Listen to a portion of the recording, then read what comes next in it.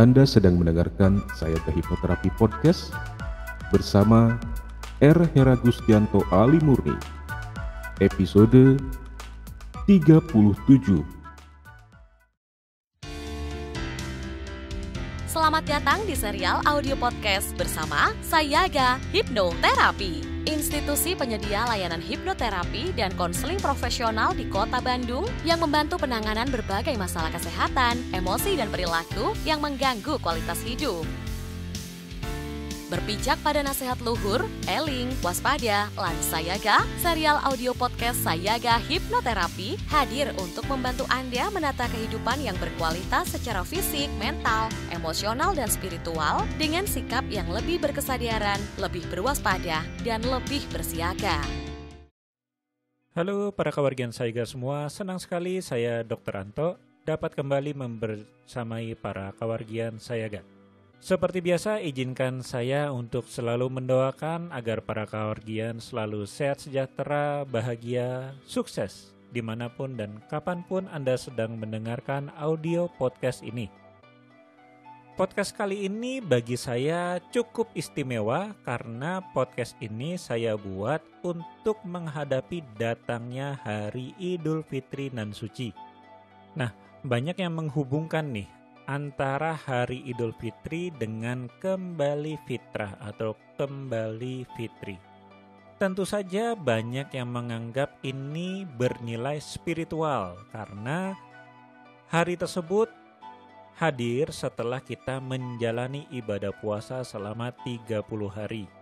Sehingga banyak orang mengartikannya adalah fitrah secara spiritual, kembali bersih tanpa dosa dan segala macam hal yang seperti itu. Nah, tapi saya di dalam perspektif kedokteran ternyata juga melihat ada aspek-aspek kembali fitri atau kembali ke keadaan yang suci atau baik dari sudut pandang kedokteran atau kesehatan.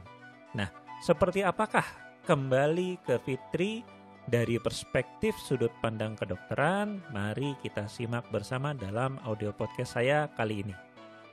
Baik, jadi untuk kali ini saya ingin membahas perspektif kembali ke fitri dari segi kesehatan atau fisik ya, di mana kita akan membahas suatu proses yang namanya adalah autofagi.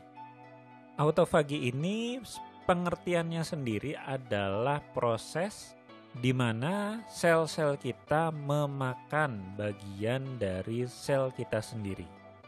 Nah, jadi sederhananya ilustrasinya adalah seperti ini. Mungkin bagi Anda yang memiliki kendaraan bermotor ya, pasti kita sudah tahu bahwa setelah beberapa waktu kita harus ganti oli ya. Nah, ketika kita mengganti oli, kita pasti melihat bahwa oli tersebut jadi berwarna hitam. Kemudian juga kalau kita perhatikan lebih seksama ada seperti kotoran-kotoran yang terdapat di oli bekas tersebut. Nah, padahal ketika kita pertama kali memasukkan oli tersebut, warnanya tidak seperti itu, cenderung lebih bening.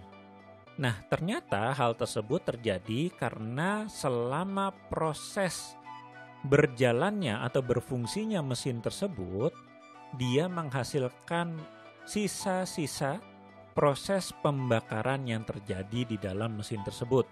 Atau bisa juga terjadi karena proses gesekan-gesekan yang terjadi di antara komponen-komponen mesin tersebut. Itulah yang menyebabkan oli tersebut menjadi dalam tanda kutip kotor atau berwarna kehitaman. Nah, ternyata di dalam tubuh kita juga seperti itu. Ketika kita menjalani kehidupan ini, tentunya di dalam tubuh kita selalu terjadi proses metabolisme untuk menghasilkan energi yang berasal dari pencernaan makanan, proses pernafasan, dan lainnya. Sisa-sisa metabolisme tersebutlah yang jika tidak dikelola dengan baik, maka berpotensi untuk menyebabkan penyakit-penyakit serius seperti misalnya penyakit degeneratif seperti diabetes, hipertensi, atau bahkan hingga penyakit kanker. Maka kembali, Kalau dalam ilustrasi motor tadi, maka kita wajib untuk mengganti oli dalam sekian waktu kita memakai motor tersebut. Lalu bagaimana dengan sisa-sisa metabolisme yang ada dalam tubuh kita? Nah, disinilah ternyata proses autofagi tersebut berperan. Jadi sampai ada seorang ahli dari Jepang yang bernama Yoshinori Ohsumi yang sampai mendapatkan hadiah Nobel karena menemukan peran autofagi ini dalam membersihkan sisa-sisa metabolisme tersebut. Jadi dia menemukan bahwa autofagi ini atau proses pencernaan sel-sel kita yang sudah tidak terpakai ataupun rusak, ini justru berperan penting dalam memenuhi kebutuhan asam amino atau protein esensial kita. Nah, hubungannya ketika kita berpuasa selama bulan Ramadan, tubuh kita juga mengalami perubahan yang signifikan dalam metabolisme dan fisiologi kita. Perubahan yang penting tersebut terjadi karena tadi ya, asupan makanan selama puasa itu berubah, maka tubuh mulai memecah dan membersihkan komponen sel yang rusak atau tidak diperlukan tadi. Itulah yang kita sebut dengan autofagi. Jadi autofagi ini dilakukan oleh tubuh karena tubuh tetap memerlukan asupan-asupan protein di mana kita tidak mendapatkan asupan protein tersebut dari luar secara cukup. Sehingga tubuh mengkompensasi hal tersebut dengan melakukan autofagi. Maka kembali lagi ini adalah salah satu manfaat yang sangat menyehatkan dari kita melakukan puasa. Di mana dengan mengistirahatkan pencernaan dan membatasi asupan energi yang masuk, ternyata tubuh kita tetap dapat mengkompensasi kebutuhan-kebutuhannya dengan menjalankan suatu sistem tertentu, di mana dalam hal ini itulah autofagi. Dan hal ini juga menunjukkan atau bahkan membuktikan bahwa bagi yang menjalani puasa mungkin akan merasakan seperti apa yang saya rasakan, yaitu ternyata kita tidak membutuhkan makanan sebanyak hari biasanya. Tentu saja dalam hal ini kita juga harus mempertimbangkan nilai gizi yang kita masukkan pada tubuh kita ketika kita sahur atau berbuka ya. Tapi kalau melihat dari jumlah, tentunya kita akan menyadari bahwa jumlah makanan ataupun minuman yang kita masukkan ketika bulan puasa ini secara teori seharusnya jauh lebih kecil atau lebih sedikit dibandingkan yang kita masukkan ketika kita tidak berpuasa. Maka kesimpulannya, puasa ini sekali lagi bukan hanya membersihkan atau dalam tanda kutip membantu kita dalam segi spiritual ataupun mental emosional yang mungkin sudah banyak orang tahu. Tapi ternyata dari segi fisik, puasa ini juga memberikan dampak fisik secara nyata, yaitu melalui sistem autofagi yang sudah kita bicarakan tadi. Di mana sistem ini memang baru akan berfungsi ketika tubuh kekurangan atau tidak mendapatkan asupan protein yang mencukupi dari luar. Tentunya sekali lagi dengan catatan bahwa kita tetap mengkonsumsi atau memperhatikan nilai gizi yang kita perlukan ketika kita makan sahur atau berbuka. Dan karena sebab itulah puasa ini juga sekarang banyak sekali menjadi tren. Ada yang dinamakan intermittent fasting, ada disebut water fasting, bahkan ada yang melakukan puasa selama 2 sampai seminggu bahkan saya pernah membacanya.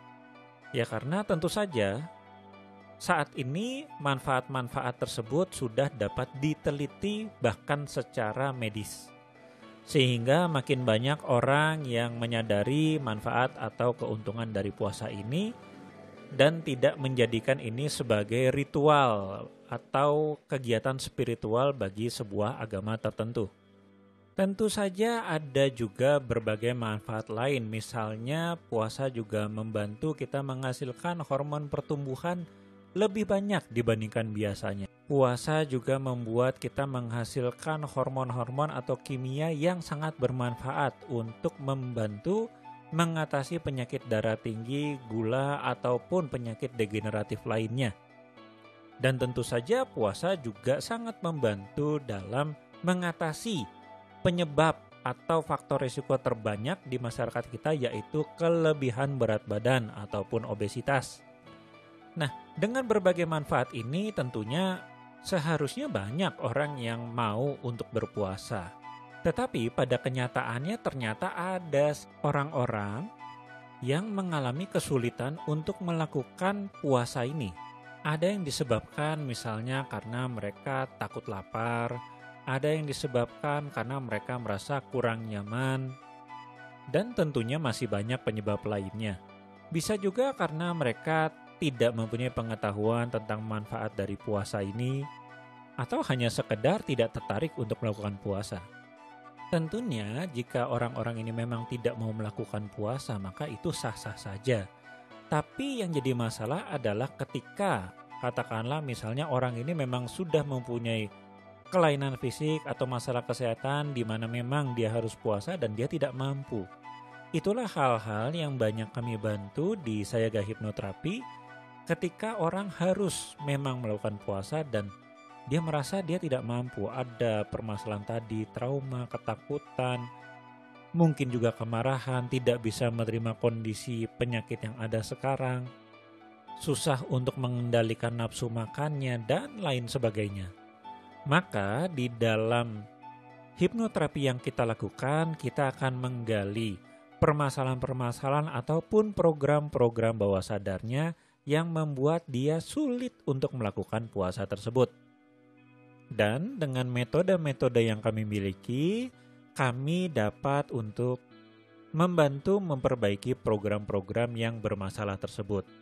Karena sekali lagi tujuannya adalah membantu orang tersebut untuk melakukan puasa, dan memang orang tersebut mau untuk melakukan puasa setelah menyadari bahwa banyak sekali manfaat-manfaat yang bisa dia dapatkan secara fisik ataupun secara psikologis. Dan tentunya hal-hal seperti inilah yang kami bantu di dalam praktek kami sehari-hari. Oke, jadi sebagai penutup kesimpulannya adalah puasa bukan hanya bermanfaat secara spiritual atau bahkan mental emosional, namun secara fisik.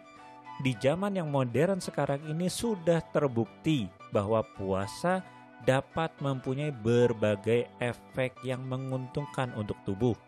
Nah, salah satu efek yang sangat menguntungkan untuk tubuh sehingga kita bisa bilang kembali ke fitri atau kembali ke fitrahnya secara fisik, yaitu adanya autofagi, yaitu suatu sistem yang akan membersihkan sisa-sisa metabolisme yang tubuh kita hasilkan ketika tubuh kita menjalankan proses-proses kehidupan.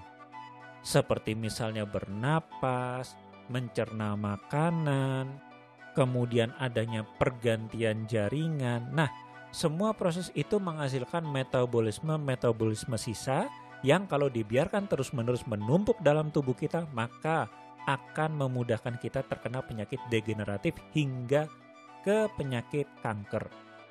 Jadi, kalau Anda mau sehat, maka jadikanlah puasa sebagai bagian dari usaha kesehatan Anda. Tentu mungkin tidak harus sebulan, ya bisa dilakukan mungkin seminggu 2 kali, seminggu 3 kali. Karena dari penelitian hal tersebut juga sudah cukup sangat membantu untuk kesehatan Anda. Baik, demikian yang saya bagikan kali ini. Mohon maaf jika ada salah-salah kata. Saya Dr. Anto undur diri.